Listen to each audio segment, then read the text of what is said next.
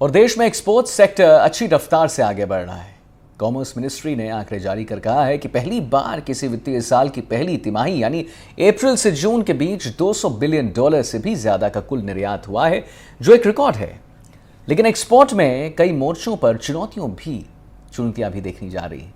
अब exports budget 2024 में एक स्पेशल रिलीफ और इंसेंटिव पैकेज का इंतजार कर रहे हैं। एक एक्सपोर्ट यूनिट से हमारे सहयोगी हिमांशु शेखर की बातचीत हुई है। आइए आपको दिखाते हैं क्या कुछ बात हुई।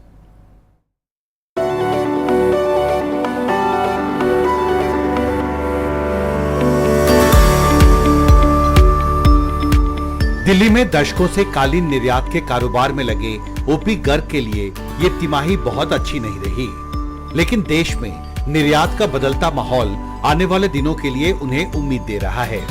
इस साल पहली तिमाही यानी अप्रैल से जून के बीच $200 अरब से ज्यादा का एक्सपोर्ट हुआ, जो एक रिकॉर्ड है।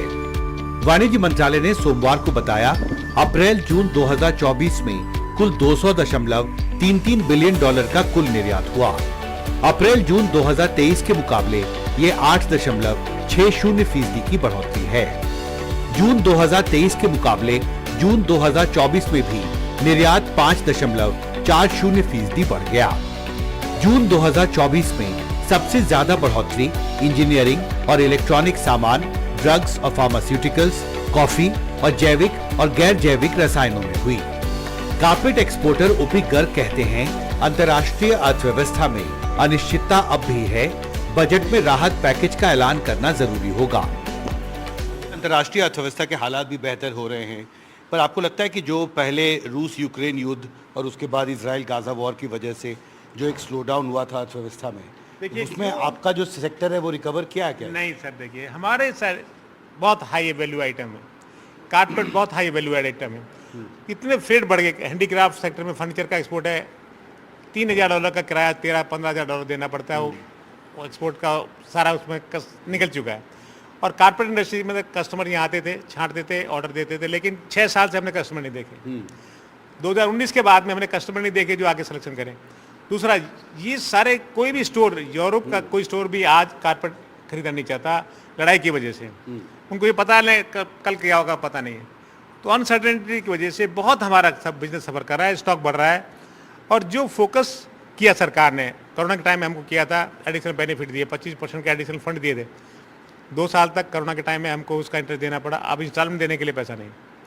3 साल में इंस्टॉलमेंट देने के लिए जो पहले 2 साल निकाल, 3 साल में इंस्टॉलमेंट देने का अभी बहुत बैंकों का प्रेशर है। तो सरकार को चाहिए कि जो पैसा फोकस लाइसेंस का जो दिया था सरकार ने फोकस करके कोरोना के टाइम के अंदर, उसका डिलीवरी जिसके रीपेमेंट शेड्यूल 3 के बाद 6 साल करना चाहिए। हाँ, मतलब रिलीफ चाहिए कि वो इंटरेस्ट देंगे, इंटरेस्ट दे रहे हैं, लेकिन अभी वो बैंकों का प्रेशर आने से की वजह से लोग हम एक्सपोर्ट नहीं कर पा रहे। कालीन और हथकरघा कुटीर उद्योग रोजगार के लिहाज से अहम हैं। इसमें करीब 60 लाख लोगों को रोजगार मिलता है। निर्यातक मानते हैं इन कारोबारों में नई जान डालने की जरूरत है। टोटल कारपेट में 20 लाख और हैंडीक्राफ्ट में 40 लाख, टोटल 60 लाख लोग एम्प्लॉयमेंट में कारपेट और हैंडीक्राफ्ट इंडस्ट्रीज के अंदर है। और 4 स्टेट्स हैं इनके अंदर मेन, यूपी है, राजस्थान है, कश्मीर है, हरियाणा है। और 4 स्टेटों में कोई भी फिगर लेंगे आप, एम्प्लॉयमेंट का क्राइटेरिया एग्रीकल्चर के बाद में कारपेट या हैंडीक्राफ्ट सेक्टर भी आता है। सबसे बड़ी चीज़ खूबी क्या है कि इसमें एम्प्लॉयमेंट के अलावा सबसे बड़ी चीज़ है घरों में काम होता है। और घरों में आजकल लेडीज़ के लिए कोई काम नहीं होता। एग्रीकल्चर घर में काम करते हैं, 100 दिन से ज़्यादा एग्रीकल्चर काम नहीं है। 265 दिन वो कारपेट बुनती है या कोई हैंडीक्राफ्ट काम करती है। वो जो लेडीज यंग लड़कियां हैं, 15-16 साल की लड़कियां हैं, 25 साल तक काम करती है, वो जो उनके फादर ने एक अकाउंट खोल दिया, उनकी जो इनकम होती है उसी को बैंक अकाउंट में खोल के शादी हो जाती है। तो अभी इस इंडस्ट्री के अंदर सबसे बड़ा कॉटेज इंडस्ट्रीज में लेडीज एम्प्लॉयमेंट बहुत ज्यादा हो गया है। वरना वो बाहर काम, उससे क्या तो फैमिली की इनकम बढ़ जाती है, बच्चे स्कूल भी जाते हैं, घर का भी काम करते हैं और कंट्री के लिए भी लेवल में भी बहुत कंट्रीब्यूट करते हैं। अब सबको इंतजार 23 जुलाई को संसद में पेश होने वाले बजट का है। दिल्ली से कैमरा पर्सन गौरी प्रसाद के साथ हिमांशु शेखर, एनडीटीवी इंडिया। और वहीं वित्त मंत्री निर्मला सीतारमण इस साल के बजट में मोदी 3.0 यानी मोदी 3.0 सरकार के आर्थिक सुधार के एजेंडे की रूपरेखा जो है वो पेश करने जा रही है। आईएमएफ के मुताबिक भारत दुनिया की बड़ी अर्थव्यवस्थाओं में सबसे तेजी से आगे बढ़ने वाला देश है। वित्त मंत्री आर्थिक सुधार की प्रक्रिया को आगे बढ़ाने के लिए किन नए प्रस्तावों का ऐलान कर सकती हैं, आइए हम आपको दिखाते हैं हिमांशु शेखर की एक खास रिपोर्ट।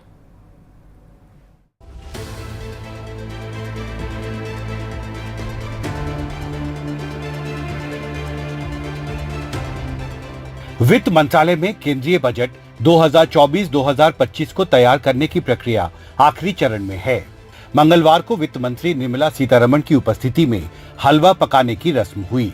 माना जा रहा है कि 23 जुलाई को पेश होने वाले बजट में वित्त मंत्री मोदी सरकार के तीसरे कार्यकाल के दौरान नेक्स्ट जनरेशन के प्रस्तावित आर्थिक सुधार कार्यक्रम का रोड मैप दे सकती हैं। 2021-2022 के अपने बजट भाषण में वित्त मंत्री ने कहा था, आईडीबीआई बैंक के अलावा हम 2 सार्वजनिक क्षेत्रों के बैंकों और एक सामान्य बीमा कंपनी का निजीकरण वर्ष 2021-22 में करने का प्रस्ताव रखते हैं। इसके लिए विधायी संशोधन की आवश्यकता होगी और मैं इसी सत्र में यह संशोधन पेश करने का प्रस्ताव करती हूं। लेकिन सार्वजनिक क्षेत्र के बैंकों के निजीकरण का प्रस्ताव अब भी लंबित है। एनडीटीवी से एक्सक्लूसिव बातचीत में 16वें वित्त आयोग के अध्यक्ष और अर्थशास्त्री डॉक्टर अरविंद पनगड़िया पहले ही कह चुके हैं कि सरकार को तीसरे कार्यकाल में सार्वजनिक बैंकों के निजीकरण के प्रस्ताव को आगे बढ़ाना होगा। रिफॉर्म प्रोसेस कंटिन्यू करता रहना चाहिए। इसमें कई कदम हैं जो सरकार के एजेंडा पर ऑलरेडी हैं, जैसे प्राइवेटाइजेशन बैंक्स का भी, पब्लिक सेक्टर एंटरप्राइजेस का, लेबर लॉज का इम्प्लीमेंटेशन। मोदी सरकार ने 2021 में ही तय किया था कि कुछ चुने हुए सेक्टरों को छोड़कर बाकी सभी का निजीकरण किया जाएगा। बैंकिंग सेक्टर में सुधार और सरकारी बैंकों के निजीकरण की प्रक्रिया को आगे बढ़ाने के लिए बैंकिंग रेगुलेशन एक्ट 1949 के साथ साथ बैंकिंग सेक्टर से जुड़े 2 और महत्वपूर्ण कानूनों में संशोधन करना जरूरी होगा। आपको लगता है कि पब्लिक सेक्टर बैंक्स के प्राइवेटाइजेशन के मसले पर सरकार को राजनीतिक सहमति भी बनानी होगी संसद में? बैंकिंग सेक्टर एक बहुत ही क्रूशल सेक्टर है, जो कि एक बैकबोन है हमारी इकोनॉमी की, और बहुत सेंसिटिव भी रहता है इकोनॉमिक डेवलपमेंट्स के ऊपर, like developments in the national and international arena. तो इसके लिए सहमति तो बनानी होगी। मैं ये समझता हूँ कि क्योंकि एक हमारी प्रणाली है जो कि हमारी बैकबोन है इकोनॉमी की।